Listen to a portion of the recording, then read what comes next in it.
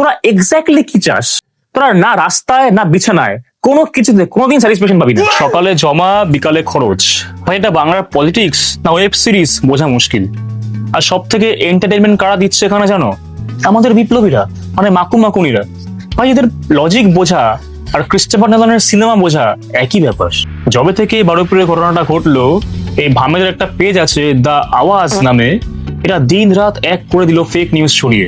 দাঙ্গাবাজি হলো, একটা বাচ্চা ছেলে মারা গেল, মারধর করা হলো পুলিশদের উপরে, রেল লাইনে ভাঙচুর চালানো হলো, খুব ভালো কথা। বিজেপি আরএসএস এর উপর দোষ চাপানো হলো। কিন্তু ঘটনাটা ঘুরে গেল যখনই নির্যাতিতার পরিবার থেকেই বললো এখানে বিজেপির সঙ্গে আরএসএস এর সঙ্গে কোনো যোগাযোগ নেই, উল্টে যখন দেখা গেল এই মাকুদেরই কর্মী এই ঘটনার সঙ্গে যুক্ত, তখন এদের বলতি বাঁধ। তখন এরা পথ খুঁজলো কি করে নিজেদেরকে ডিফেন্ড করবে। আর এই ভামনে তার লায়েক আলীর জন্যই তো এক কাঠি উপরে কি উস্কানি দিয়ে সিআরপিএফ জওয়ানের মাথা ফাটানো, পুলিশের উপরে হামলা, পরিবেশকে পুরো অশান্ত করে দিয়েছিল। এরা বুঝে গেল পুলিশ এবার বাটাম থেরাপি দেবে ভুয়ো খবর ছড়ানোর জন্য।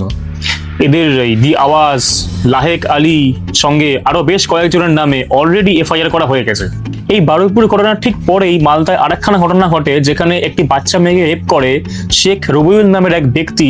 পুলিশ তাকে অলরেডি অ্যারেস্ট করে ফেলেছে, কিন্তু সেই ঘটনার কোনো প্রতিবাদ করতে দেখা যায়নি এই মাকুদের, যেটা স্বাভাবিক। সবচেয়ে বড় কমেডি মোমেন্ট তো তখন হলো যখন নাকি পুলিশ এনকাউন্টার করলো এক অভিযুক্তকে। এই মাকুরাই বলছিল যে এই জমা খরচের ব্যাপারটা শুধুমাত্র ক্ষমতার লোভে বিজেপি বলেছে, আদৌ কোনো অ্যাকশন নিচ্ছে না। কিন্তু যখন অ্যাকশন নিল তখন এবার বলছে যে কি করে একটা ভদ্রলোককে এনকাউন্টার করে। এই ভদ্রলোক বেঁচে থাকলে তিনি হয়তো অনেক গোপন তথ্য প্রকাশ করে দিতে পারেন। সকালে নেবেন, বিকেলে খরচ করবেন, গল্প অনেক শোনা যায়, করুন আশা করুন, করে কথা বলুন। একে এনকাউন্টার করে মেরে ফেলা হলো, উদ্দেশ্য হচ্ছে যে সমস্ত তথ্য লোপাট করা। গুরুশেখর বিকাশ রঞ্জনের কথা অনুযায়ী তিনি রেপিস্টকে ভদ্রলোক বলে আখ্যা দিচ্ছে। মানে মাকুরা কত নিচে নামতে পারলে এই জিনিসগুলো করতে পারে। মাকুদেরকে একটা প্রশ্ন করছি, তোদের কি জীবনে কোনো কিছুতে স্যাটিসফ্যাকশন হয়েছে? তোদের চাহিদা কি জীবনে কোনো কিছুতে মিটবে না? না দিলে চাস, দিলে আরো চাস। তোরা এক্স্যাক্টলি কি চাস? তোরা না রাস্তায় না বিছানায় কোনো কিছুতে কোনোদিন স্যাটিসফ্যাকশন পাবি না। তো মাকুদের এই কাণ্ডকীর্তির মাঝখানেই আমাদের সবার প্রিয় মমতা পিসি এত বড় একখানা মোমবাতি নিয়ে রাস্তায় বেরিয়ে পড়েছে জাস্টিস ফর বারুইপুরের জন্য।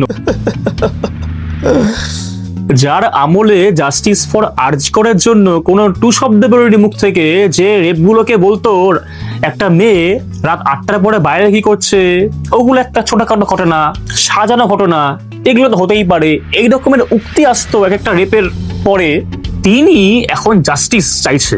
মানে ওয়েস্ট বেঙ্গলের পলিটিক্স এর মতন এইরকম বিনোদন আর কোন কোন রাজ্যে হয় আমার তো জানা নেই। মানে পিসি তো আগে পাগল ছিলই, এখন তো আরো পাগল হয়ে গেছে। এখন তো মানে পাগলের বসে নিজেদের লোকজনকেই মারা শুরু করে দিয়েছে। কখনো বানতলা, কখনো ধানতলা, কখনো দিনহাটা, কখনো পানিহাটি, কখনো বারুইপুর, এই সমস্ত কিছুতে লাশের রাজনীতি করতে আপনাদের লজ্জা করে না? মনুষ্যত্ব বলতে কিছু থাকে, সেগুলোকে তো বজায় রাখুন অন্তত পক্ষে। যেই ফ্যামিলিতে এই ট্র্যাজেডি গুলো হচ্ছে সেই ফ্যামিলি মেম্বাররা জানে, সেই ফ্যামিলির লোকজনরা জানে তাদের উপর দিয়ে কি চলছে। লাশের রাজনীতি করে ভোটের ময়দানে একটু একটু ফায়দা ওঠা যায়, কিন্তু সেই বাড়ির মেয়েটা আর ফিরে আসবে না। আজকে সকালে ধরে বিকালে খরচ করা ব্যাপারটা আমাদেরকে হয়তো সাময়িক আনন্দ দিচ্ছে, কিন্তু যতদিন না সমাজের মাঝখানে কিছু মানুষের বিকৃত মস্তিষ্ক, বিকৃত মানসিকতা পাল্টাবে, ততদিন অব্দি সমাজ পাল্টাবে না।